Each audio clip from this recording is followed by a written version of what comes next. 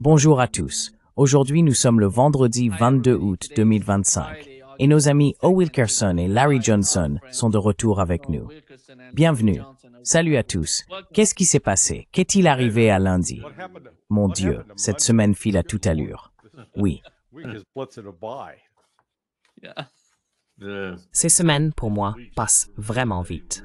Je veux être mort avant même de m'en rendre compte.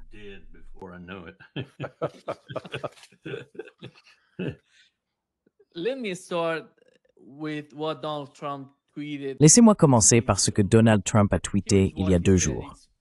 Voici ce qu'il a dit.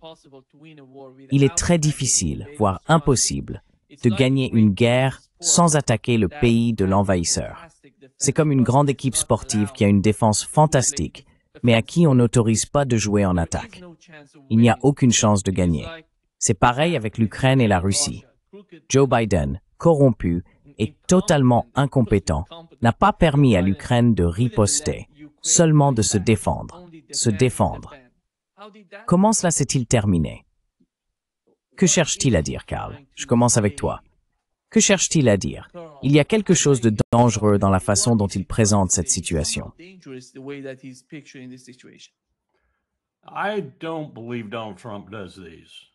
Je ne crois pas que Donald Trump fasse cela lui-même. Je pense qu'il a un groupe, peut-être une douzaine, peut-être une demi-douzaine, peut-être seulement 1 ou 2 personnes en coulisses, qui s'en chargent pour lui. Je ne sais même pas s'ils lui soumettent pour approbation, ou s'ils le montrent au chef de cabinet ou à quelqu'un d'autre qui aurait l'autorité d'approuver ou de désapprouver. Mais je ne pense pas qu'il publie ces choses lui-même. S'il le fait, il ne fait qu'amplifier le fait qu'il ne sait pas de quoi il parle. Je veux dire, relisez-le. C'est totalement confus. Ça passe d'une chose à l'autre, puis revient en arrière, puis va à l'opposé. C'est insensé. Cela montre simplement que l'esprit qui a assemblé cela, aussi délibéré que ce soit, ne fonctionne pas selon une logique que vous et moi reconnaîtrions.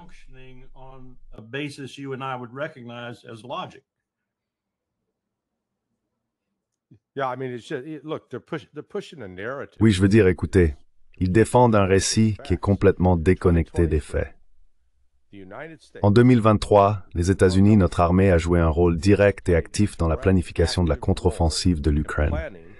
Maintenant, les généraux, je crois que Cavoli était impliqué là-dedans. Je ne sais pas si Donahue l'était ou non. Breedlove l'était, c'est certain. Phil Breedlove, oui. Donc, ces types sont incompétents, grossièrement incompétents. Ils devraient passer en cour martiale parce qu'ils ont lancé cette contre-offensive contre des positions russes retranchées, 3 lignes fortifiées, sans utiliser aucune forme de puissance aérienne. Comment, bon sang, des troupes au sol sont-elles censées percer des lignes renforcées et fortifiées sans aucun soutien aérien? Et oh, quelle surprise, les forces ukrainiennes ont été décimées. Eh bien, ce n'était pas dans une posture défensive, c'était une posture offensive. Donc rien que ce point-là montre que celui qui a écrit ça, que ce soit Trump ou un de ses sbires, ne sait absolument pas de quoi il parle. Et c'est tout simplement de l'ignorance pure et simple.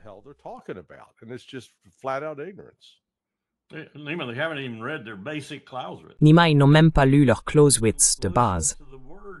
Je veux dire, écoute les mots utilisés ici. Comme Larry vient de le dire, et comme Clausewitz le précise très clairement, la forme la plus forte de la guerre est la défense. Pas l'attaque, la défense. Mais il y a tellement d'autres facteurs qui entrent en jeu. Par exemple, il y a un rapport de 3, certains disent, moi je dis 4, contre 1 en termes de population, et donc du nombre de soldats mobilisables. Il y a aussi une énorme différence dans la capacité industrielle, si elle est alertée, consciente et fonctionne sans accroc, ce qui est le cas de la Russie aujourd'hui. Celle de l'Ukraine est dégradée au maximum possible, à part une dégradation totale.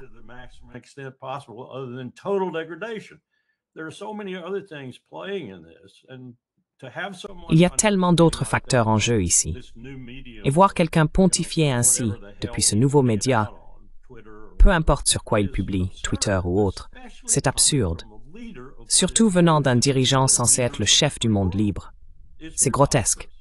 Je veux dire, Les anciens présidents de cette République, même les moins brillants, certainement ceux comme Eisenhower et Kennedy, et je dirais H.W. Bush, Abraham Lincoln par exemple, FDR par exemple, doivent se retourner dans leur tombe en voyant ce qu'est devenu la Maison-Blanche en termes de leadership. Je n'utiliserai même pas ce terme.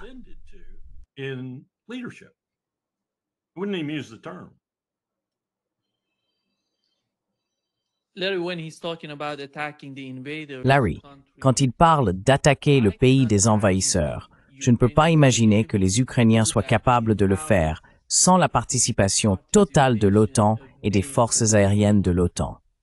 Ils disposent de missiles longue portée, de chasseurs, de tout ce renseignement provenant des États-Unis et des Européens. Comment pourraient-ils faire cela sans que l'OTAN soit totalement impliquée?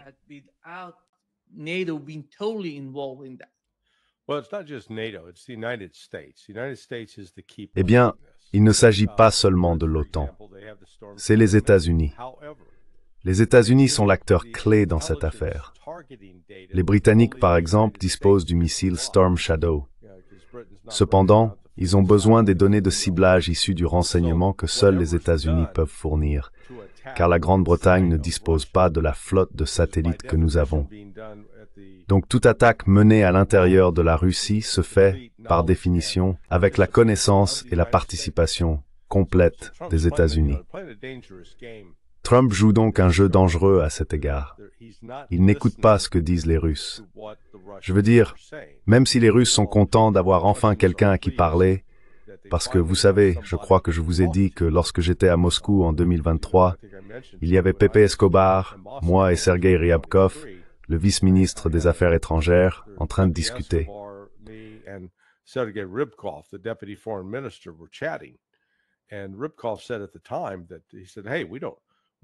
Et Ryabkov a déclaré à l'époque, « Hey, nous n'avons personne à qui parler.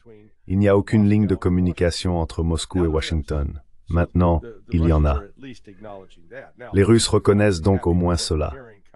Cependant, ils ne sont pas toujours satisfaits de ce qu'ils entendent lors de ces échanges, ni de l'incapacité de Trump à comprendre la position russe.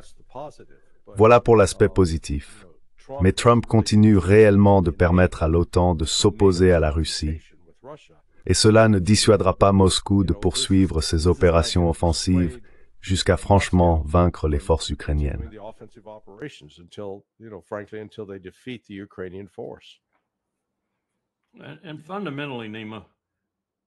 Et fondamentalement, Nima, il y a eu une grossière méprise concernant les munitions et leur impact. C'est en partie à cause de nos médias stupides et lobotomisés, et en partie parce que les gens ne savent pas.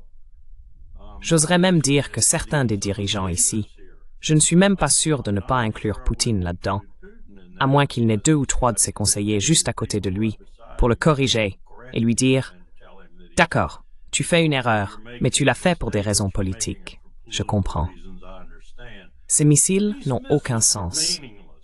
Les bombes n'ont aucun sens. Vous pouvez bombarder quelqu'un aussi longtemps que vous le souhaitez. Et essayez de bombarder un pays qui s'étend sur 10 fuseaux horaires. Essayez de bombarder un pays avec la profondeur stratégique de Moscou. Vous pourriez prendre toute la panoplie de missiles que l'OTAN, y compris les États-Unis, produirait l'année prochaine et les envoyer en Russie. Vous ne convainquiez la Russie de rien.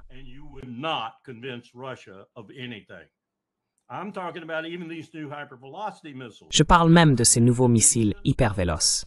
Ils représentent une nouvelle dimension, il n'y a aucun doute là-dessus. Mais la véritable nouveauté qu'ils apportent, c'est lorsqu'ils sont équipés d'ogives nucléaires. C'est la seule façon dont la puissance aérienne coercitive, pourra jamais vaincre qui que ce soit avec une arme nucléaire. Donc tout ce tapage autour des Storm Shadow et des attaques MS, ce n'est que de la politique de pacotille. Cela donne l'occasion aux gens de Moscou, Washington et Bruxelles de pérorer. Oh, ils leur ont donné ceci, ils leur ont donné cela, ça tirera ici, ça tirera là. Oh, c'est tellement précis. Ils peuvent aller toujours plus loin. Vous ne changerez pas l'issue d'une guerre avec ça. La seule façon de changer l'issue d'une guerre, c'est d'attraper ce salaud par les parties basses, de les lui arracher et de le mettre en terre.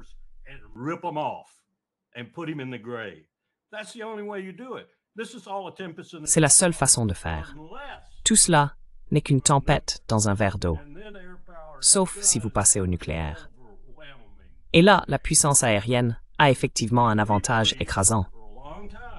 Nous avons longtemps prêché, et les Russes ont adhéré à cette idée en 2013 et 2014, nous en avons vu la preuve, qu'une énorme combinaison de ces munitions de précision, tout ce que vous pouvez rassembler, pourrait avoir l'impact d'une arme nucléaire tactique. Je vous l'accorde, mais je vais vous dire ceci tout de suite, même si je déteste le dire. Une arme nucléaire tactique ne va pas non plus changer la dimension de la guerre. Cela va juste mettre beaucoup de gens en colère et entraîner une escalade vers l'utilisation d'armes nucléaires de plus en plus puissantes. C'est ça, le danger. La puissance aérienne est survendue, complètement survendue.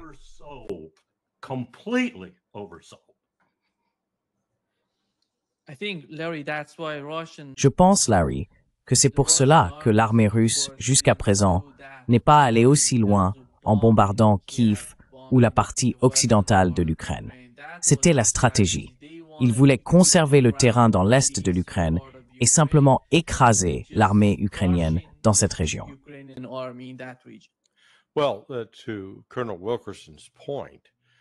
Eh bien, pour répondre au point du colonel Wilkerson, cela n'a jamais fait partie de la doctrine soviétique.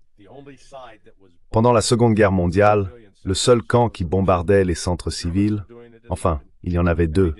Les Allemands le faisaient à Londres et dans certains autres pays européens, mais ceux qui l'ont fait le plus étaient les États-Unis et la Grande-Bretagne. Je veux dire, nous avons bombardé Berlin, Hambourg, Dresde, Francfort, Cologne. Ils ont souffert, ils ont été dévastés. Et nous tuions des civils. Nous l'avons fait aussi au Japon. Donc vous savez, et même aujourd'hui, j'ai eu une conversation hier avec des amis, tous deux militaires à la retraite.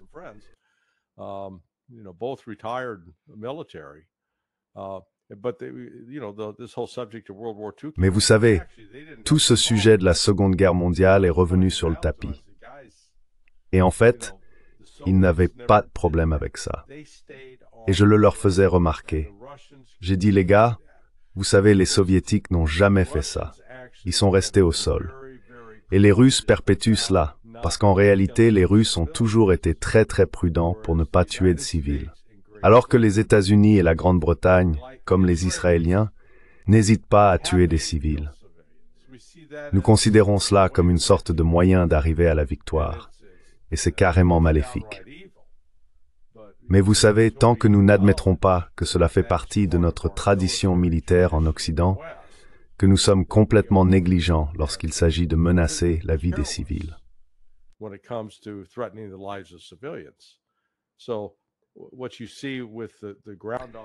Donc, ce que vous voyez avec les opérations terrestres en ce moment, là où se trouvent les Russes, vous savez, on prévient les gens, sortez vite de la ville, on arrive. Et j'entends encore cette critique de la part de gens comme Jack Keane, Breedlove et d'autres, Hodges, qui disent « Oh, regardez comme les Russes sont terribles. Ils n'ont avancé que d'une courte distance en 3 ans et demi. » Je regarde toujours autour de moi et je dis « Tant que vous n'aurez pas compris pourquoi vous vous êtes fait botter le derrière en Afghanistan, vous feriez mieux de vous taire. Vous n'avez aucune leçon à donner. »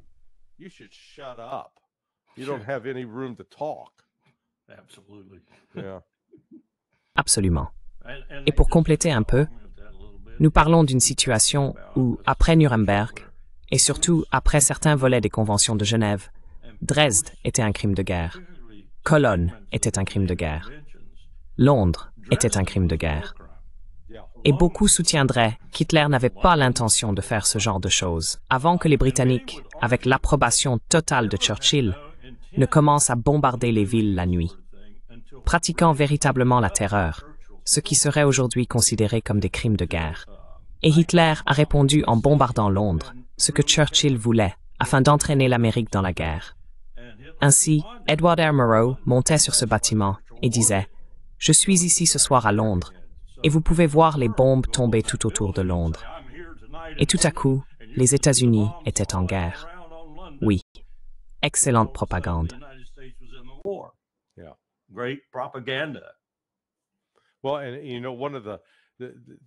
Eh bien, Vous savez, cela montre comment les accidents, quelque chose qui n'est pas prévu, peuvent devenir incontrôlables. Le premier bombardement de Londres par les Allemands était un accident. Ce n'était pas leur cible initiale. Ils se sont perdus et ont largué les bombes.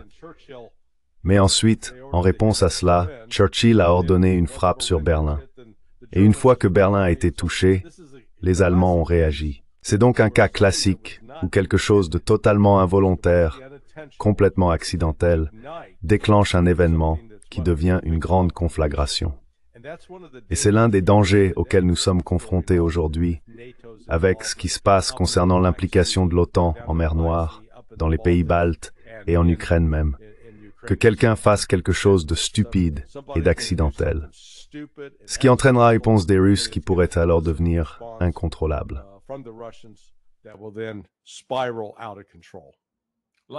Comme une opération de parachutage sur Kaliningrad. Oui, oui. Colonel, Trump croit-il vraiment que s'ils vont combattre les Russes, ils peuvent les vaincre? Parce qu'à la façon dont il se vante, il faut avoir quelque chose de concret pour appuyer ses propos. Ce n'est pas seulement une question de fanfaronnade. Il faut comprendre la situation en Ukraine, puis décider de ce dont on va parler. Mais il ne semble pas connaître les capacités de l'armée. Il ne sait pas ce qui se passe en Ukraine, et la combinaison des deux est désastreuse. L'issue, telle qu'il l'envisage, est catastrophique.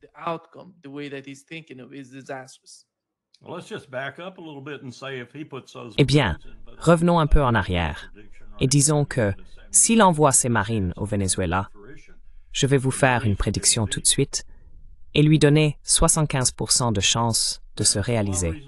Les marines seront vaincus. Il y a beaucoup de raisons pour lesquelles je dis cela, et j'ai beaucoup de respect pour les marines. J'ai passé une grande partie de mon temps militaire avec eux. J'ai été directeur de leur école de guerre. Ils n'ont pas la capacité de soutien. Ils n'ont pas la mobilité. Ils n'ont pas la logistique de secours. Si les Vénézuéliens se réfugiaient dans les montagnes et les défiaient de venir les chercher, ce serait un nouvel Afghanistan. Donc Trump ne comprend pas que nous sommes brisés et que notre armée l'est aussi, gravement. Je ne sais pas si vous avez vu le témoignage. C'était, comment s'appelle-t-il? Glenn, aide-moi. Le journaliste un peu récalcitrant, marginal, mais il interviewait Glenn Greenwald. Glenn Greenwald? Oui, Greenwald. Il interviewait le type qui a été libéré par Hegseth du Pentagone. J'ai oublié son nom maintenant, mais il était en quelque sorte chef de cabinet adjoint ou quelque chose comme ça. Et il a simplement exposé où nous en sommes actuellement en termes de logistique et de munitions. Nous les avons réduites au strict minimum. Je n'envisagerais en aucun cas, si j'étais le président des chefs d'état-major interarmés ou le commandant du commandement unifié pour le commandement sud, d'envoyer des marines dans les montagnes du Venezuela. Je n'y penserais même pas une minute, car on se retrouverait avec un autre Afghanistan.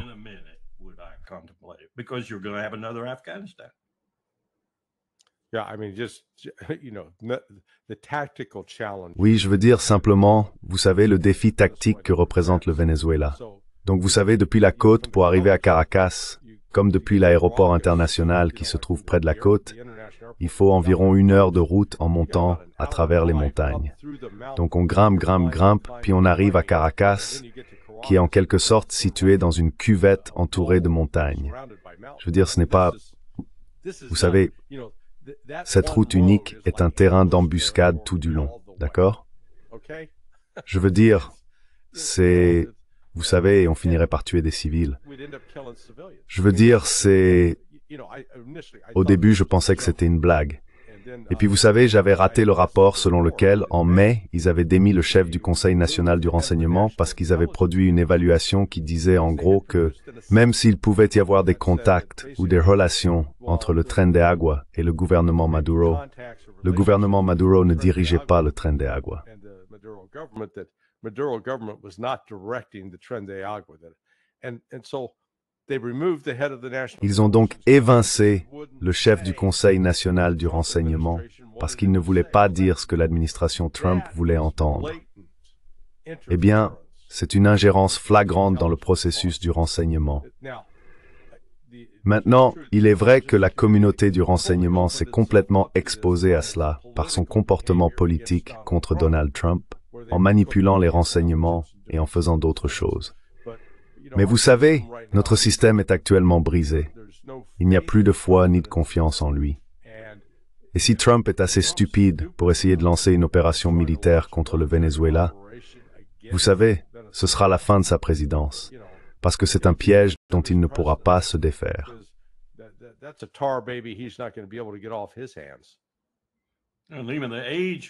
Et même l'époque de Smedley Butler débarquant, et pour le capitalisme, comme il l'a dit plus tard, emmenant un bataillon de marine pour ensuite intimider la capitale et ses dirigeants jusqu'à leur soumission, est révolue. Oui, oui.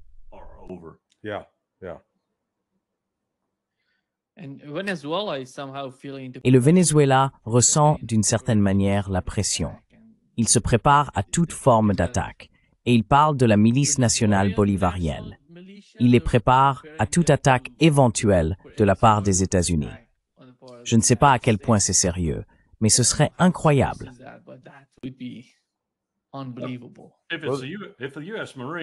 Si ce sont les marines américains, ce sera différent de la baie des Cochons, mais le résultat ne sera pas très différent. C'est du sérieux là-bas, la Colombie et le Venezuela. C'est vraiment dur, comme vous le savez probablement.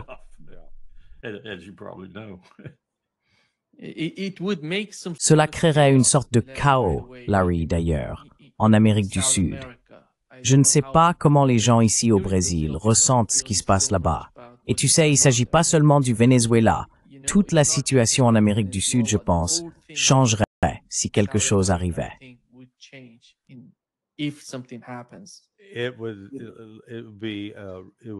Cela raviverait un niveau d'anti-américanisme que nous n'avons pas vu depuis les années 60. Et dans les années 60, c'était assez répandu à cause de l'ingérence des États-Unis. Je veux dire, quand on regarde en arrière, le fait d'avoir aidé à faciliter et à maintenir Somoza au pouvoir au Nicaragua, la CIA était étroitement liée à Manuel Noriega après que nous ayons écarté Torrijos. Torrijos a été écarté. Je sais de sources sûres que l'ancien président, quand ce type était président par intérim, il était un agent de la CIA. Donc la CIA a contrôlé le Venezuela pendant un certain temps. Le rôle de la CIA au Brésil lors des coups d'État militaires, le rôle de la CIA en Argentine lors des coups d'État militaires. Donc, vous savez, les États-Unis n'ont pas vraiment bâti un héritage qui donne envie aux gens de dire « Oh, ces Américains sont formidables, invitons-les ici ». C'est même tout le contraire.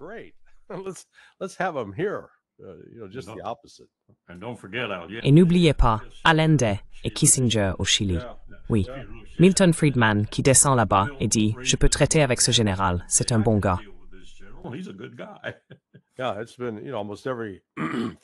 Oui, vous savez, c'est presque tous. Je ne pense pas que vous puissiez trouver un seul pays en Amérique du Sud ou en Amérique centrale qui n'ait pas eu à faire face à l'ingérence des États-Unis. Mais bon, on en a déjà parlé. Mais le fait que Trump veuille utiliser la force militaire pour s'attaquer au problème de la drogue est tout simplement contre-productif, parce qu'on peut le faire chez nous. C'est très simple. Il suffit de s'attaquer à l'argent. S'attaquer aux entreprises américaines qui facilitent cette activité. Et personne ne courage. Oui, mais en fait, ce n'est pas seulement une question de courage. C'est aussi parce qu'ils sont des donateurs politiques, aussi bien pour les républicains que pour les démocrates. Donc vous savez, on ne veut pas nuire à sa base de donateurs. Alors on va faire ce théâtre qui, au final, ne résoudra absolument pas le problème. Vous savez, nous avons fait, quand je dis nous, je parle de mon associé et moi, nous avons été sollicités pour une affaire au Mexique il y a environ 8 ans. Et cela concernait de l'aluminium qui était expédié vers les États-Unis. Ce qui s'était passé, c'est que les États-Unis avaient sanctionné un producteur chinois d'aluminium. Ce producteur s'est alors tourné vers le Mexique et a signé un accord avec les Chevaliers du Temple, l'une des organisations de narcotrafiquants.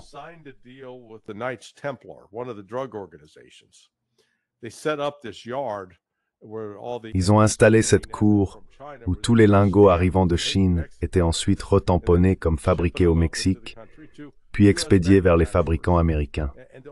Et la seule raison pour laquelle nous avons découvert cela, c'est qu'un des concurrents aux États-Unis disait « Eh, vous savez, on se fait concurrencer de façon déloyale. » Le plus drôle, c'est que cette usine au Mexique a commencé à chercher quelqu'un pour imprimer des étiquettes pour eux. Alors nous avons répondu à l'appel d'offres et nous l'avons remporté. Nous étions donc à l'intérieur de cette opération.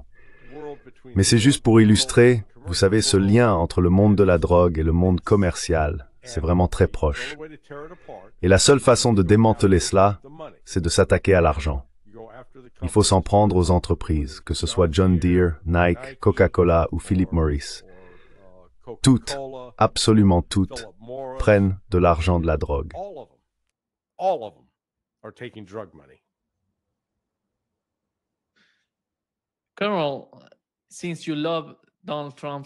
Colonel, puisque vous aimez les tweets de Donald Trump, voici ce qu'il a tweeté se représentant lui-même et se comparant à Nixon. Vous voyez Donald Trump et Poutine, Nixon et Khrouchtchev. Que cherche-t-il à représenter? Que veut-il dire selon vous?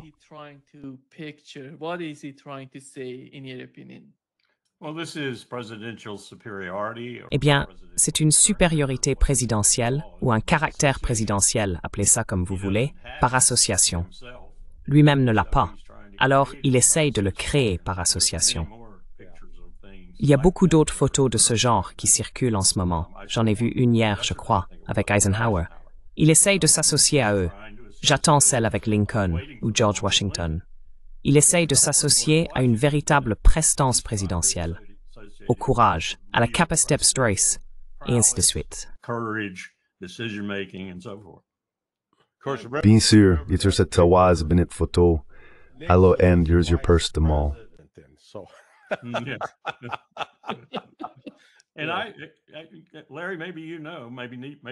Larry, tu sais peut-être, mais j'ai entendu les deux versions à ce sujet. Certains disent que J.D. Vance sera le futur négociateur avec la Russie. Et puis le lendemain, j'ai entendu dire que ce serait Rubio, ce qui a beaucoup plus de sens pour un poste au cabinet. Mais sait-on qui ce sera? Apparemment, ce ne sera pas Witkoff.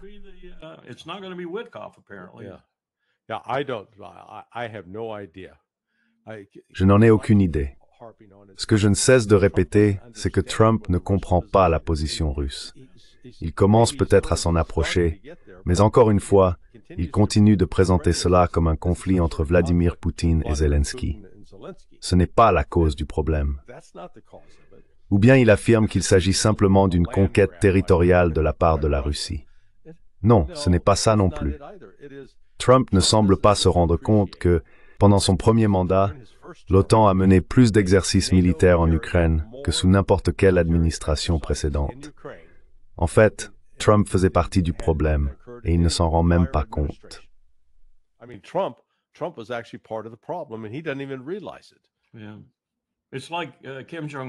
Oui, c'est comme Kim Jong-un, Kim Jong-il, Kim Il-sung. Kim Jong-un ne cesse de nous dire, à chaque fois que vous faites des exercices là-bas au sud, que vous amenez des B-2 à Guam et que vous déployez des groupes aéronavals de chaque côté de la péninsule, vous me menacez, d'accord? Oui. Et nous continuons simplement à le faire. Je nous accorde ceci. Nous avons un peu ralenti. Mais pourquoi n'avons-nous pas vraiment arrêté? Nous n'avons pas la puissance militaire pour le faire. Oui, Penny Stratting dit. Oui. Oui, je serais curieux de savoir. Je ne sais pas si tu as vu l'interview de Larry avec J.D. Vance. Il a dit qu'à 1h du matin, heure de Moscou, Donald Trump avait décidé de parler avec Poutine. Il l'a appelé à 1h du matin. De quoi s'agissait-il? Est-ce qu'on en sait quelque chose? Quelle était l'importance de cet appel? Eh bien, je pense que premièrement, c'était Trump qui voulait impressionner les Européens, vous voyez, avant tout. Peut faire venir Poutine. Oui, Poutine prend mon appel téléphonique. Tu sais, ces clones, ils appellent même pas.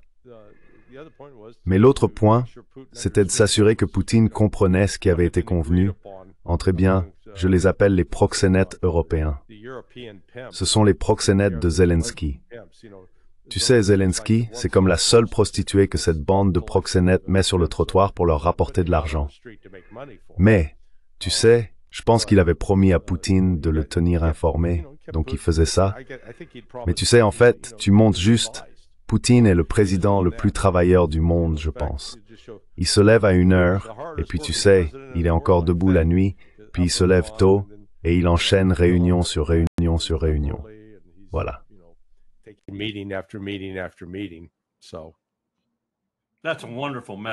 C'est une métaphore magnifique, Larry. Une métaphore magnifique. Le proxénétisme. Je peux voir Poutine comme le seul représentant d'Interpol présent. Tous les autres sont des proxénètes. Oui, colonel, voici ce qu'a déclaré le secrétaire général de l'OTAN à l'issue de ces réunions et la manière dont il estime que l'OTAN peut soutenir l'Ukraine.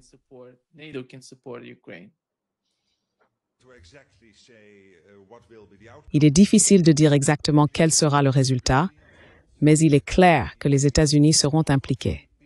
De toute évidence, nous ne voulons pas revivre le mémorandum de Budapest ou l'accord de Minsk. Ces garanties de sécurité doivent être respectées. Et comme je l'ai dit, en tant que deuxième niveau, en plus de la reconstruction des forces armées ukrainiennes après la guerre, l'OTAN jouera un rôle majeur à l'avenir. Nous sommes déjà, bien sûr, fortement impliqués grâce à notre commandement à Wiesbaden, qui aide l'Ukraine à poursuivre le combat aujourd'hui, mais aussi à développer ses forces armées en tant que nation souveraine et fière après un accord de paix. L'OTAN est donc fière de participer à tout cela.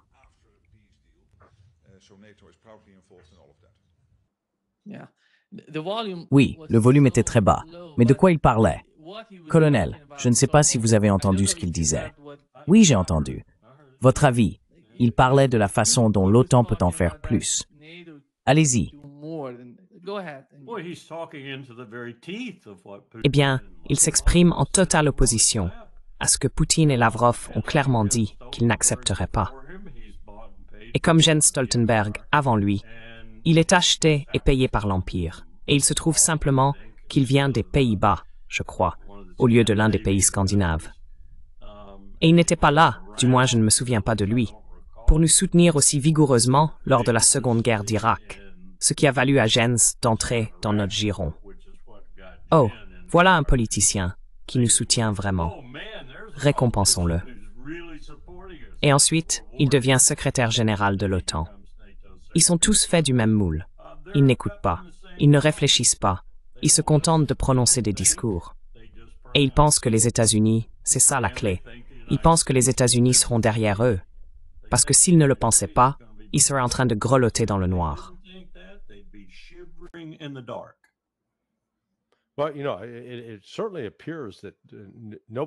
Eh bien, vous savez, il semble clairement que personne dans l'équipe de Trump n'a même pris la peine de revenir sur les propositions concernant les garanties de sécurité qui faisaient partie du communiqué d'Istanbul de mars 2022. Rappelez-vous, c'était à ce moment-là que l'Ukraine et la Russie étaient parvenus à un accord provisoire qui a ensuite été annulé et détruit par les États-Unis. Boris Johnson jouant le rôle principal en se rendant sur place pour le faire échouer.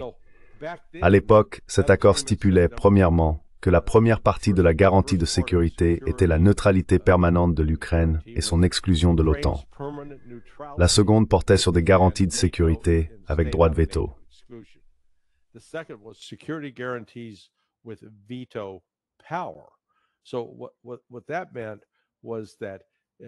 Cela signifiait donc que toute décision devait être prise à l'unanimité par les garants de la sécurité, ce qui aurait inclus la Russie. En réalité, cela incluait les 5 membres permanents du Conseil de sécurité de l'ONU. Eh bien, vous savez, cela aurait donc exigé que toute action militaire en soutien à l'Ukraine reçoive essentiellement l'aval complet du Conseil de sécurité de l'ONU. Ensuite, cela imposait des limites à l'armée ukrainienne et exigeait des concessions territoriales et juridiques.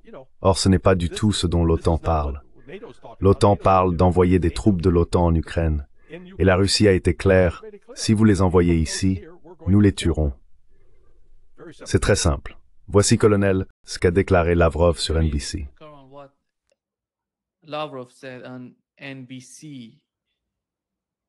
Ainsi, SMI, aucune réunion n'est prévue. Le président Poutine a clairement déclaré qu'il est prêt à se rencontrer, à condition que cette rencontre ait réellement un ordre du jour présidentiel. Donc c'est un grand si. Il n'y a pas de réunion prévue, Monsieur le ministre des Affaires étrangères. C'est un grand si. Vous dites qu'aucune réunion n'est prévue pour le moment.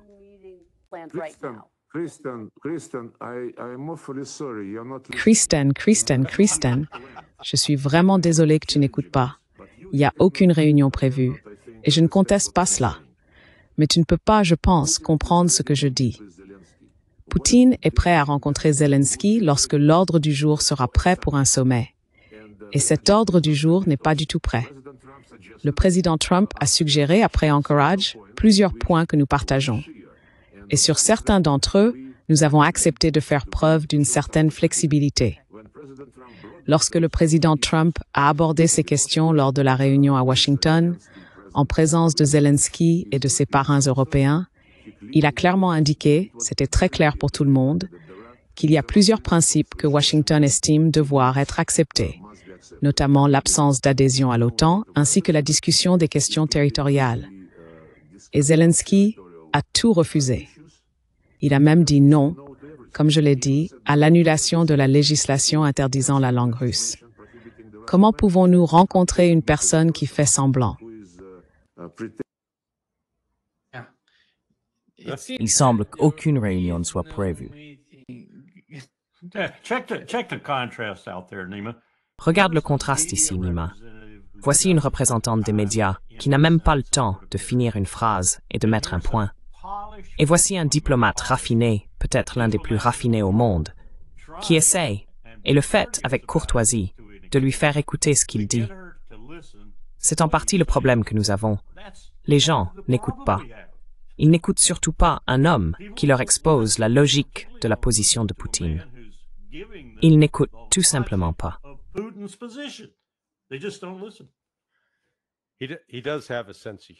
Il a effectivement le sens de l'humour. Lorsque je lui ai parlé en mars, je lui ai dit, vous savez, j'ai dit, Monsieur le ministre des Affaires étrangères, je pense qu'il se trompe. Vous n'êtes pas le Metternich du XXIe siècle. Metternich était le Lavrov du XIXe siècle. Et il a ri.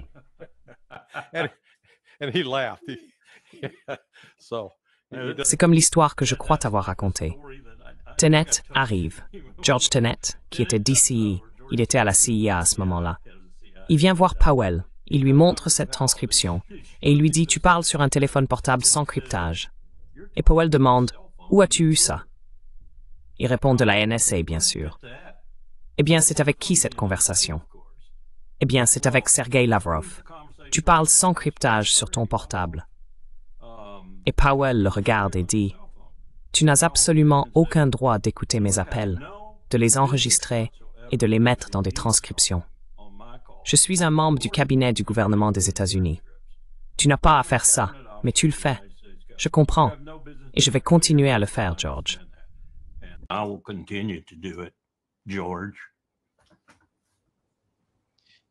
Je pense, Larry, que ce que Lavrov a dit concernant les conditions, les préconditions, avant d'aller à la rencontre avec Zelensky, c'est tellement évident.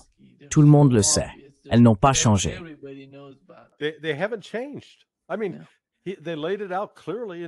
Je veux dire, ils l'ont clairement exposé en 2022.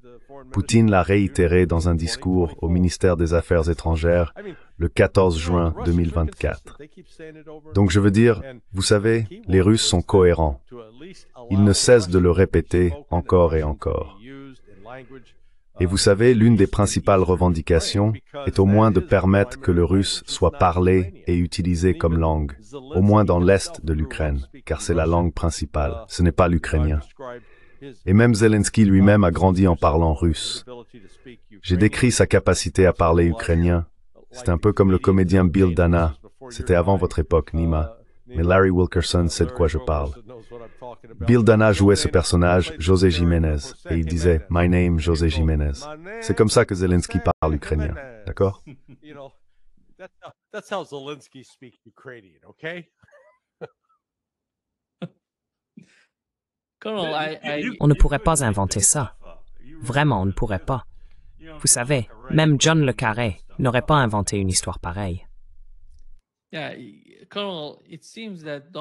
Oui, colonel, il semble que Donald Trump, s'il veut vraiment faire quelque chose concernant la situation en Ukraine, doit faire comprendre à Zelensky la position des Russes, qui est tellement évidente, comme Larry l'a souligné.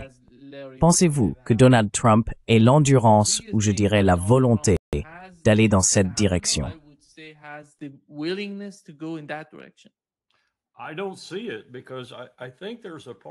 Je ne le pense pas, car je crois qu'il y a une part de son caractère qui aspire vraiment à être acceptée, surtout par la personne avec qui il parle à ce moment-là, sauf si c'est juste une toute petite fourmi, vous voyez.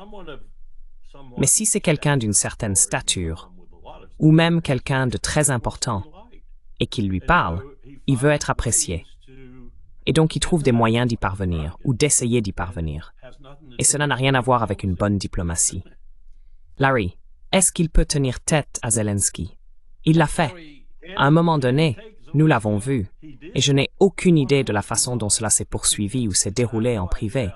Mais il lui a tenu tête et lui a essentiellement dit ses 4 vérités. Donc nous savons qu'il peut le faire s'il est poussé à le faire. Nous ne savons tout simplement pas comment le pousser à le faire. Oui.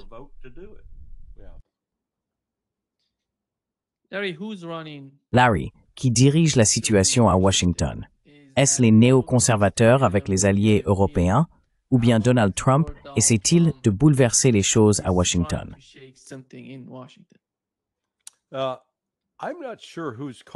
Je ne sais pas qui prend les décisions. Je sais que ce n'est pas Trump. Et le dernier exemple en date, c'est la rencontre et l'accord de paix entre l'Arménie et l'Azerbaïdjan. D'où ça sort, ça? Oui, Je veux dire, ce n'est pas comme si c'était une question politique intérieure urgente, avec la communauté arménienne disant « Eh, vous savez, il faut qu'on fasse ça ». Cela n'est même jamais apparu dans la campagne présidentielle. Trump ne l'a jamais présenté comme une priorité. Mais Trump arrive et tout à coup, il se voit offrir cette opportunité.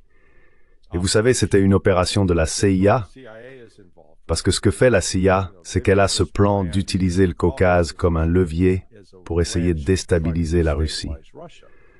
Donc ils vont voir Trump et lui vendre l'idée en disant « Hey, tu vas être le faiseur de paix, tu vas réunir ces 2 parties, ils vont signer ça ». Pendant ce temps, Aliyev a été impliqué dans le soutien à l'attaque israélienne contre l'Iran.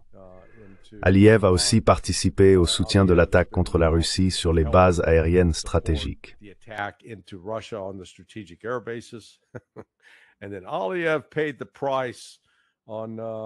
Et puis, Aliyev en a payé le prix lundi lorsque la Russie a frappé l'installation pétrolière de Sokhar, ce terminal pétrolier à Odessa, qui apparemment produit 15% du PIB annuel de l'Azerbaïdjan. D'accord? Jusqu'à ce moment-là, la Russie avait laissé faire parce que, vous savez, ils sont voisins, ils font partie de l'OTSC, cette alliance défensive, et maintenant la Russie a envoyé un message « Non, vous n'êtes plus sur la liste des invités » et ils l'ont détruit. Donc, encore une fois, quand on voit ce genre de manœuvre, ce n'est pas Donald Trump qui prend la décision. Vous savez, Trump a décidé « D'accord, je vais le faire ».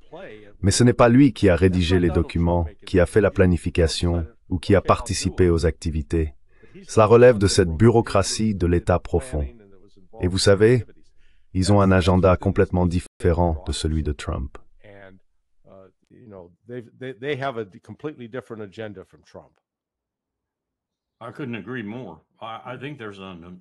Je ne pourrais pas être plus d'accord. Je pense qu'il existe en ce moment une alliance contre nature entre le Mossad, le MI6 et la CIA.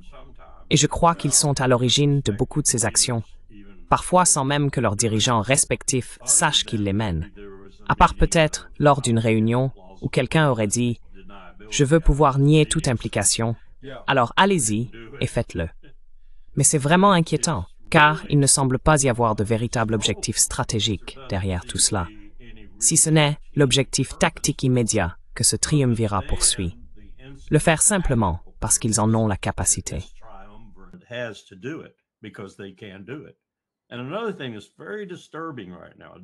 Un autre développement très préoccupant que j'observe depuis un certain temps maintenant, c'est que la CIA en particulier, et je soupçonne que cela s'applique aussi aux deux autres agences, a trouvé le moyen de contourner le processus de supervision des commissions spéciales du Sénat et de la Chambre sur le renseignement.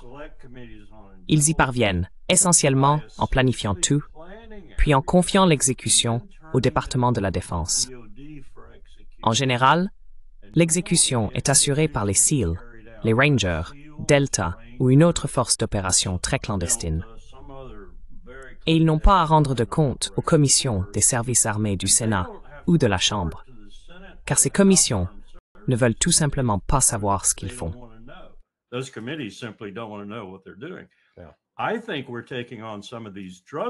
Je pense que nous affrontons certains de ces barons de la drogue dont nous parlons, que nous affrontons, vous savez, en surface si l'on veut, maintenant avec l'armée.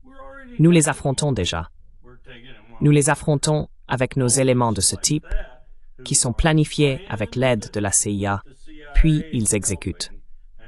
Ce sont des opérations paramilitaires clandestines, c'est ce que c'est. Cela dure depuis un certain temps. Et je sais, pour avoir parlé avec certains collaborateurs, qu'ils savent que ça se passe du côté du département de la Défense. Je ne pense pas que les commissions du renseignement sachent que ça se passe. Je ne sais pas s'il y aurait un Pike ou un Church pour les freiner s'ils le savaient. J'en doute avec ce Congrès, mais c'est pas sain.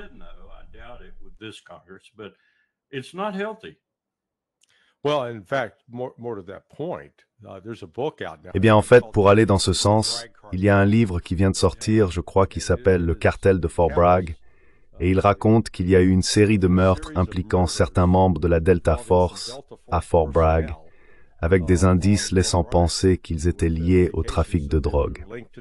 Ainsi, l'un des aspects les plus sombres de l'implication des États-Unis dans des endroits comme l'Afghanistan, où se trouvent tous les champs de pavot à opium, ou en Colombie, c'est qu'il y a eu des cas où certains membres de l'armée se sont retrouvés mêlés, pris dans des activités liées à la drogue. Il y a tout simplement trop d'argent pour résister. Et vous savez, franchement, il y a... Comment s'appelle ce type déjà?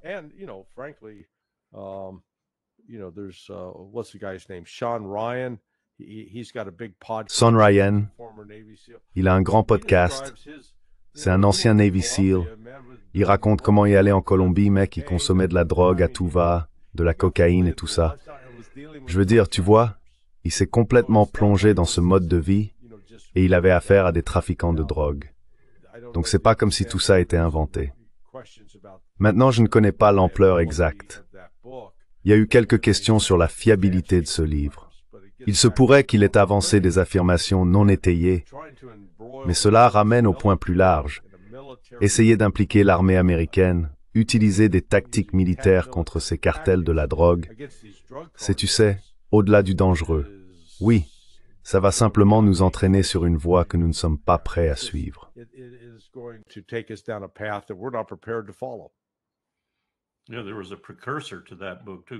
Oui, il y avait aussi un précurseur à ce livre, intitulé Inside Delta, écrit par un sergent-major qui a réellement fait partie de Delta pendant un certain temps.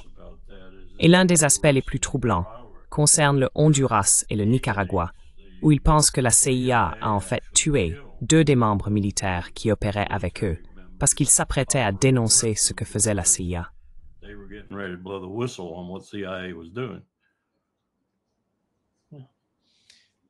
Carl, we know that the Chinese foreign Nous savons que le ministre chinois des Affaires étrangères s'est rendu en Inde et qu'ils ont eu une bonne réunion avec Modi, car il a tweeté par la suite que c'était constructif et que cela avait amélioré la relation entre l'Inde et la Chine. Le ministre indien des Affaires étrangères est en Russie pour discuter avec Poutine. Et le conseiller commercial de Trump, Navarro, voici ce qu'il suggère. C'est absurde de dire que l'Inde a besoin d'acheter du pétrole russe. Le pétrole russe représentait 1% avant le début de la guerre, comme l'a souligné Scott Besson, et aujourd'hui, il représente plus de 41% du pétrole en Inde.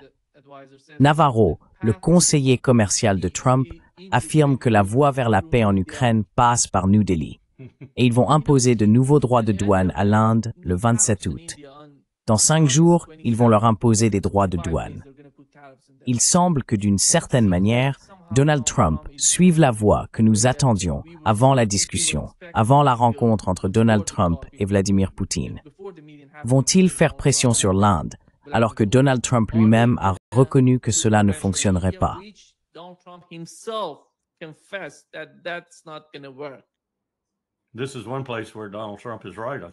C'est un point sur lequel Donald Trump a raison, je pense. En fait, je pourrais presque dire que je sais que Donald Trump a raison. Une personne sur 5 sur Terre est chinoise. 1 sur 5 est indienne. Je regarde mes statistiques.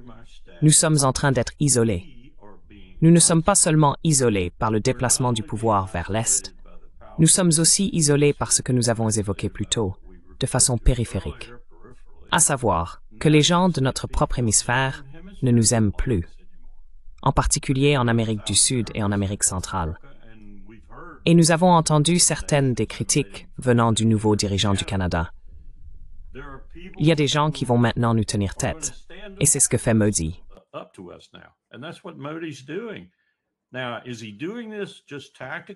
Alors, agit-il ainsi uniquement par tactique? C'est-à-dire, lorsque Trump fait marche arrière sur certains sujets, comme les tarifs douaniers et autres, reviendra-t-il dans le giron, si l'on peut dire? Peut-être, peut-être pas. Mais si nous continuons à le traiter comme nous l'avons fait jusqu'à présent, nous ne faisons que forcer cette alliance. Nous forçons non seulement Poutine et la Chine à s'unir, mais désormais nous poussons aussi le prochain pays le plus. Eh bien, certains diraient qu'en ce moment, l'Inde est le pays le plus peuplé du monde. Nous forçons 2 des pays les plus peuplés du monde, et de loin, à s'opposer à nous, et à le faire de manière de plus en plus viscérale et fondamentale. Ce n'est pas une bonne politique de sécurité, encore moins une bonne politique étrangère.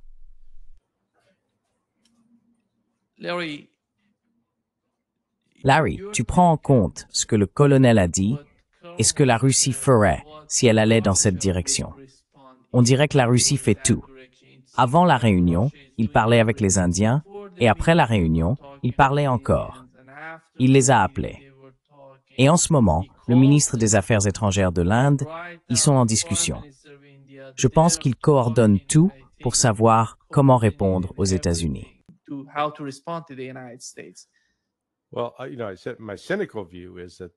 Eh bien, vous savez, mon point de vue cynique est que c'était une manœuvre habile de Donald Trump pour remporter le prix Nobel de la paix en attaquant l'Inde et en forçant l'Inde et la Chine à se réconcilier.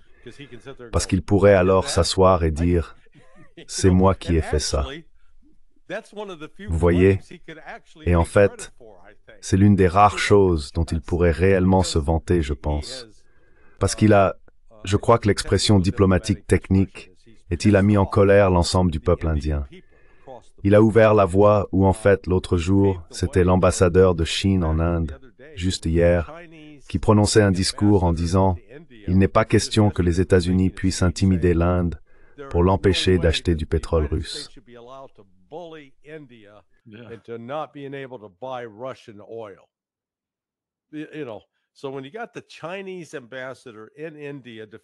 Donc lorsque vous voyez l'ambassadeur chinois en Inde défendre l'Inde pour l'achat de pétrole à la Russie, vous comprenez que le monde a changé. Et je ne saurais trop insister sur l'avancée significative que nous avons constatée dans le statut des BRICS et dans leur puissance. Rien que cette année, cela a été rendu possible en grande partie grâce aux actions de Donald Trump. Avant l'imposition des sanctions ou des tarifs sur le Brésil, puis sur l'Inde, ni le Brésil ni l'Inde n'étaient vraiment pleinement motivés à dire « oui, lançons vraiment cette initiative BRICS ». Mais après que Trump ait frappé Lula avec cela, Lula s'est soudainement retrouvé en tête du mouvement en disant « oui, allons-y les gars ».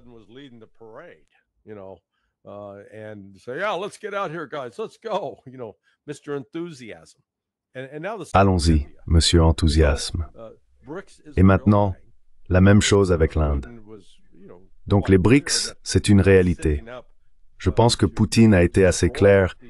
Il ne cherche pas à détruire le dollar américain, mais cela a pour effet pratique que lorsque vous avez des économies de la taille de la Chine, de la Russie, de l'Inde et du Brésil qui commercent dans leur propre monnaie, elles n'ont plus besoin d'aller sur le marché international pour acheter des dollars. Qu'est-ce que ça signifie? Cela signifie que la demande de dollars diminue. Que se passe-t-il lorsque la demande de dollars baisse et que l'offre reste importante? Le prix baisse. Le dollar s'affaiblit.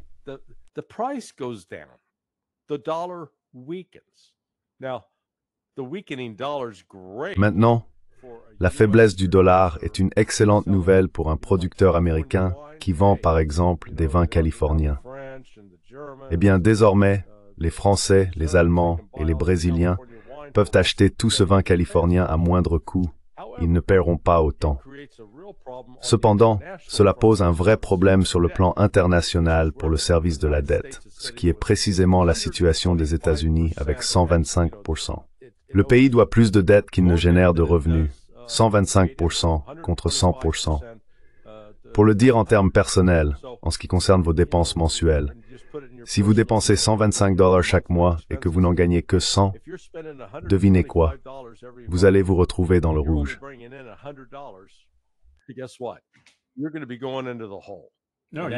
Vous imprimez simplement le reste.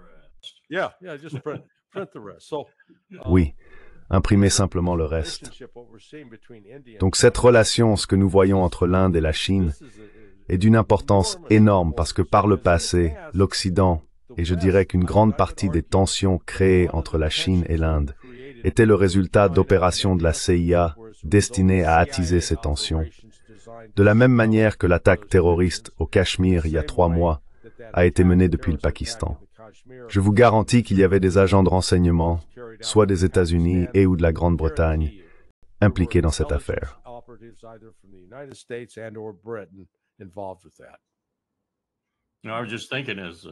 Vous savez, je pensais justement, pendant que Larry parlait, que s'il veut le prix de la paix, il l'obtiendra peut-être principalement pour avoir forcé les hindous et les musulmans en Inde à s'unir. Oui, exactement. Quelle ironie. Quel exploit. Oui, colonel, l'Iran a fermé son espace aérien occidental alors qu'il lance un exercice de grande envergure, non annoncé, impliquant des missiles balistiques et la défense aérienne. Nous avons également appris qu'un drone américain MQ-4C Triton de la Navy a été repéré dans cette zone, en train de recueillir des renseignements. La Royal Air Force britannique ainsi que d'autres ravitailleurs de l'OTAN et du CENTCOM opèrent en continu au-dessus de la Jordanie et de la Syrie. Que se passe-t-il? Que se passe-t-il au Moyen-Orient? Qu'ont les Iraniens en tête? Et selon vous, qu'ont les Israéliens en tête?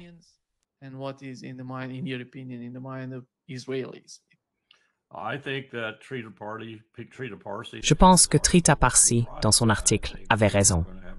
Je pense que nous allons assister à une reprise de la guerre. Et plus j'observe le danger croissant auquel Netanyahou fait face dans sa propre situation politique, et ce danger augmente chaque jour, plus je pense que cela va se produire, car c'est la seule alternative qui lui reste, à part céder et laisser sa coalition politique s'effondrer. Il doit continuer, et il doit poursuivre avec encore plus de guerre, plus large, afin de s'assurer d'avoir ce genre d'épouvantail pour maintenir les gens unis, et de son côté, et finalement pour amener les États-Unis à intervenir. Je pense que Trita a aussi raison sur ce point.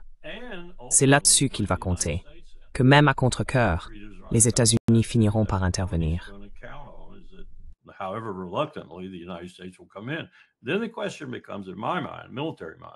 Alors la question devient, dans mon esprit militaire, comment intervenons-nous? Intervenons-nous uniquement avec la puissance aérienne en continu? Des groupes aéronavals dans la mer d'Arabie du Nord et depuis Al-Udeid et d'autres aéroports et installations aériennes de la région. Que font les Iraniens en réponse à ces installations? Font-ils couler un porte-avions? Toutes sortes de questions se posent à partir du moment où nous intervenons, même si nous n'intervenons qu'avec la puissance aérienne. Et cela représente un casse-tête pour nous, car comme nous en parlions plus tôt, nous n'avons pas les munitions nécessaires pour cela, je dirais, pour plus de 2 semaines à l'heure actuelle. 2 semaines, c'est à peu près la durée pendant laquelle nous pourrions exercer une puissance aérienne maximale sur l'Iran. 2 semaines. Ensuite, c'est fini, à moins que nous ne voulions mettre des troupes au sol. Et ça, c'est de la folie.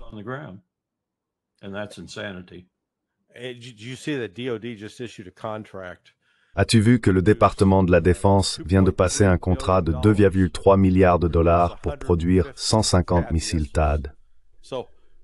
Ça peut sembler beaucoup, mais quand on réalise qu'il faut tirer au moins 2 THAAD sur chaque missile iranien entrant, cela signifie qu'il suffit que l'Iran tire 80 missiles pour avoir déjà épuisé le stock de THAAD en cours de production. Mais le problème, c'est qu'ils ne peuvent en produire qu'environ 50 par an. Donc ces 150 missiles vont prendre 3 ans à être fabriqués, ce qui veut dire qu'ils en ont 50. Du coup, tout à coup, il suffit que l'Iran lance 25 missiles pour que les États-Unis n'aient plus de THAAD à disposition. C'est complètement fou. Je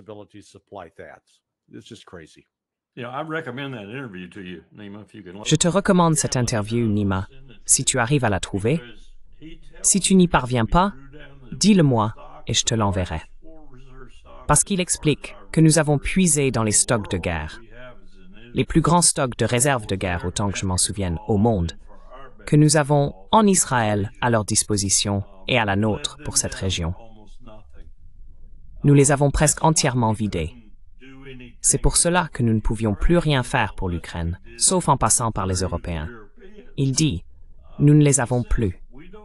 Nous ne les avons tout simplement plus. Et nous sommes allés, comme il l'a dit, avec des ordres explicites à l'industrie en disant « il me faut ceci, il me faut cela et il me faut encore cela ». Et ils sont revenus avec des prévisions. Les prévisions sont sur des années.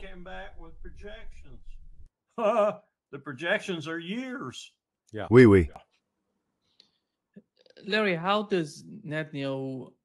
Larry, comment Netanyahou peut-il avoir ce genre d'influence sur Donald Trump? Son seul soutien, c'est Donald Trump. Jusqu'à présent, il fait tout pour le soutenir. J'ai vu, en ce qui concerne Israël, ce qui se passe en Israël, il essaye d'intimider ceux qui s'opposent à Netanyahou. Il fait tout ce qu'il peut aux États-Unis pour soutenir Netanyahou. À ton avis, pourquoi?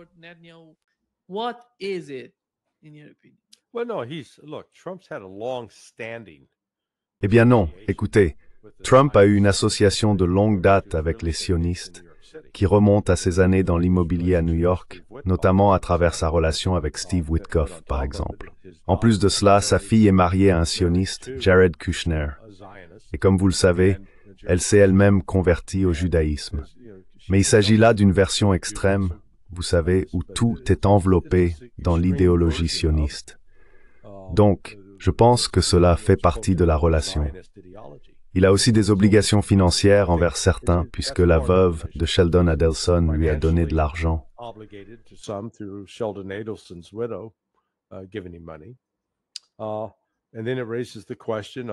Et cela soulève alors la question de savoir, vous savez ce qu'il y a dans les dossiers Epstein. Y a-t-il une chance que Trump fasse l'objet d'un chantage? Je noterai simplement que Bill Barr, William Barr, l'ancien procureur général, qui n'est certainement pas un ami de Trump, a déclaré lorsqu'il a témoigné devant le Congrès l'autre jour qu'il n'avait jamais vu d'informations dans les dossiers Epstein qui impliqueraient Trump. Donc, vous savez, qui sait? Mais il faut revenir au fait que la relation personnelle de Trump avec ses sionistes n'a pas commencé lorsqu'il est devenu président. Ça fait partie de sa vie à New York.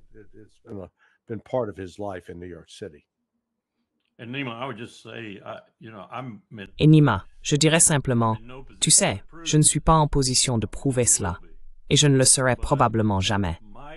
Mais d'après mon expérience dans l'administration de George W. Bush, et dans une certaine mesure celle de H. W. Bush, les déclarations comme celle à laquelle Larry faisait référence à propos de Barr doivent être prises avec des pincettes, parce que ces gens-là, démocrates, républicains, MAGA, peu importe, s'ils font partie du cercle supérieur, ils font bloc.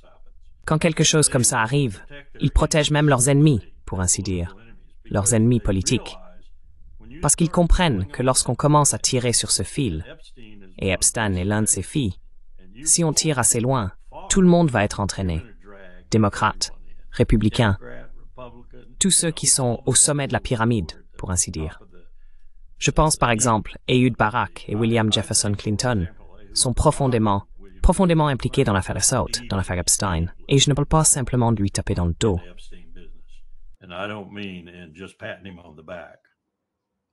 Oui, Netanyahou, lors de sa récente interview, a déclaré qu'il s'en prenait aux médias. Il affirme que les médias, les algorithmes et tout le reste essayent de s'opposer à eux. Ils nous attaquent. Ils attaquent Israël. Et il semble qu'il soit favorable à la censure des médias, car il estime qu'ils soutiennent les Gazaouis ou les Palestiniens. Mais la réalité aux États-Unis est quelque peu différente. On voit les nouveaux sondages aux États-Unis qui montrent que les gens ne se sentent pas si proches d'Israël et de ce qu'Israël fait. En ce qui concerne les démocrates et les républicains, beaucoup s'opposent fortement ou en partie à Israël. Parmi les démocrates, 66%, les indépendants, 44%, et au total, les citoyens adultes des États-Unis, 42%. Ce n'est pas un soutien si important pour Israël et ce qu'Israël fait. Je pense qu'après tout, l'administration Trump devrait prendre en compte ce soutien. Ce sont les conséquences de ce qu'Israël fait à Gaza. These are the outcome of what Israel is doing in Gaza. C'est pour quels? L'évolution de l'opinion publique concernant Gaza. À qui parles-tu, à moi ou Howard? Je vous parle, colonel. Eh bien, j'ai dit à quelqu'un hier, Gallup, Pew, Washington Post, New York Times, je ne fais plus vraiment confiance à ces sondages. Je sais par expérience personnelle comment Karl Rove, par exemple, pouvait acheter des résultats de sondage. Je l'ai vu acheter des résultats de sondage. Et Ken Mellman était son principal complice pour ça. Et ce ne sont pas seulement les républicains, ils le font tous. Les sondages que j'aime sont ceux que l'armée réalise, par exemple pour préparer le terrain ou quelque chose comme ça. Vous savez, ils font des sondages très précis, et ils sont bons. D'habitude, c'est au moins FOO, voire plus confidentiel. Donc je pense quand même que les choses changent. Je pense que lentement mais sûrement, les choses évoluent. En ce moment, je surveille l'Église mormone.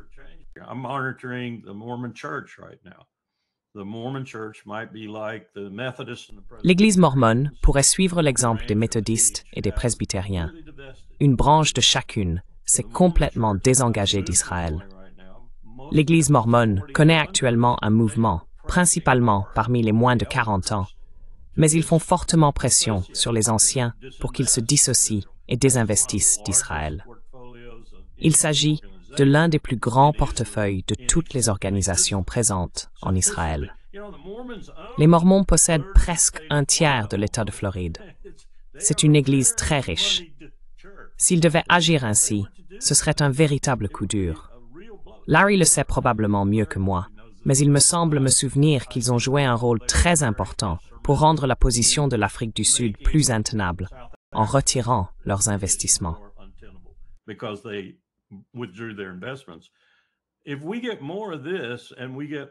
Si cela continue et que l'élan s'accentue, et plus il y a d'élan, plus cela s'intensifie, je pense qu'Israël est en difficulté dans sa relation avec l'Amérique.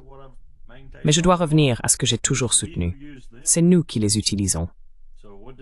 Alors, qu'est-ce que cela signifie? Que faisons-nous si, par exemple, cette guerre avec l'Iran tourne aussi mal que je l'avais prédit et que nous nous retrouvons sans aucun levier au Levant? Abandonnons-nous cet outil? Fuyons-nous cet outil? Les laissons-nous simplement partir? Les laissons-nous sombrer dans l'oubli? Que faisons-nous? Et que fait Netanyahou? Il est assis sur des armes nucléaires. Maintenant, je pense qu'à l'heure actuelle, l'Iran est un État au seuil de l'arme nucléaire.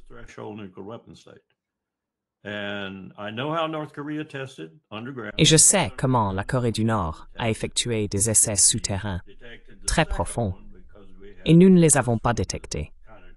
Nous avons détecté le deuxième parce que nous avions le premier comme référence. mais ils n'auraient même pas besoin de tester. D'après ce que j'ai compris, lorsque je travaillais sur le réseau AQCAN, la simulation informatique, je suis sûr qu'elle a énormément progressé en 20 ans, est tellement performante que vous avez environ 90% de certitude. Si votre système informatique utilisé pour simuler un essai vous indique que ce que vous avez fait va fonctionner. Alors, que faisons-nous si l'Iran surgit soudainement et déclare « Nous ne sommes plus un État du seuil. Nous venons de quitter le TNP. Oui, c'est fait. Et nous sommes un État doté de l'arme nucléaire. » Qu'en dites-vous, Israël?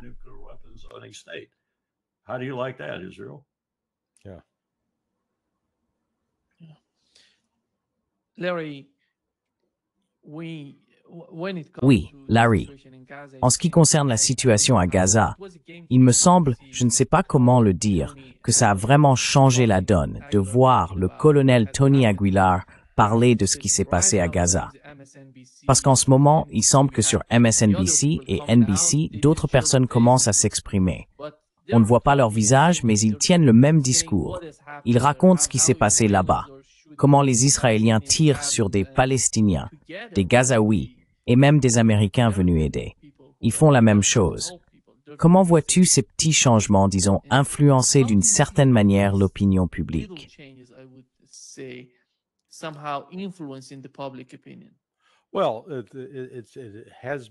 Eh bien, cela a contribué à faire évoluer l'opinion publique contre Israël. Mais malgré, disons, ce mouvement et ce changement d'opinion, cela ne s'est pas encore traduit par beaucoup d'actions concrètes pour punir Israël. Vous savez, les pays des BRICS, la Russie, la Chine, ont toujours des relations économiques avec Israël. Ils devraient y mettre fin immédiatement. Cela nuirait à Israël. Cela la forcerait à changer. Il en va de même pour l'Europe. Imposer une interdiction sur les exportations israéliennes. Il y a beaucoup de choses qui pourraient être faites pour exercer une pression économique sur Israël maintenant, mais ils ne le font pas.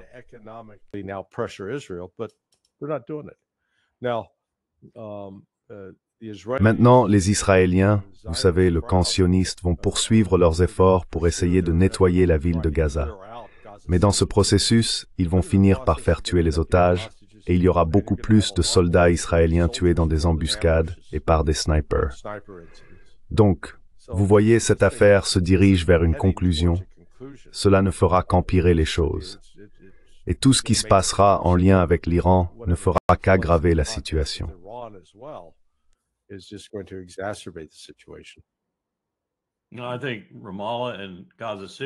Non. Je pense que Ramallah et Gaza, s'ils font aussi Ramallah, et ils ont dit qu'ils allaient le faire, seront les actions déclencheuses qui obligeront Netanyahou à s'en prendre à l'Iran. Parce qu'il va se retrouver dans une situation extrêmement difficile pour toutes les raisons que Larry vient d'énumérer. Il aura besoin d'une autre guerre. Il aura besoin d'une guerre qui entraînera des circonstances existentielles. Là, on verra vraiment de quoi sont faits les États-Unis en termes de soutien ou non à Israël. Oui, oui.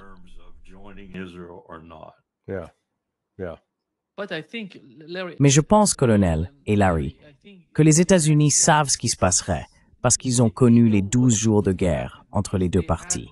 Ils savent ce qui arriverait.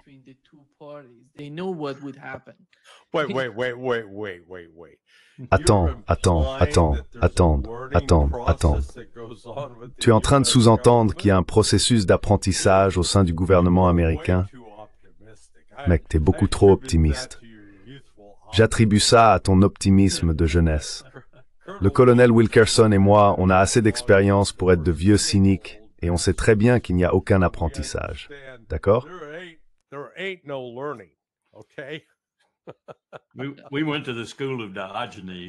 Nous sommes allés à l'école de Diogène, le cynique par excellence. Je lisais l'autre jour à propos de Diogène, je ne le savais pas. Je faisais des recherches sur lui et j'ai vu, que ce soit apocryphe ou non, je l'ignore. Mais il aurait rencontré Alexandre, et Alexandre le respectait. À cette époque, il était déjà considéré comme le chef de l'école des sceptiques. Et donc Alexandre l'a regardé et lui a demandé, paraît-il, « Que veux-tu » Et il a répondu, « Ôte-toi de ma lumière, le sceptique ultime. » Je pense qu'à ce qu'espèce se passe pour l'esprit russe. Laissez-nous tranquilles, États-Unis. Oui, oui. Merci beaucoup, colonel et Larry, d'être avec nous aujourd'hui. C'est toujours un grand plaisir. C'est toujours un plaisir avec le colonel Wilkerson. J'avais promis d'avoir un vrai aloha, mais bon, tu as quand même fait l'effort. Ça rend bien.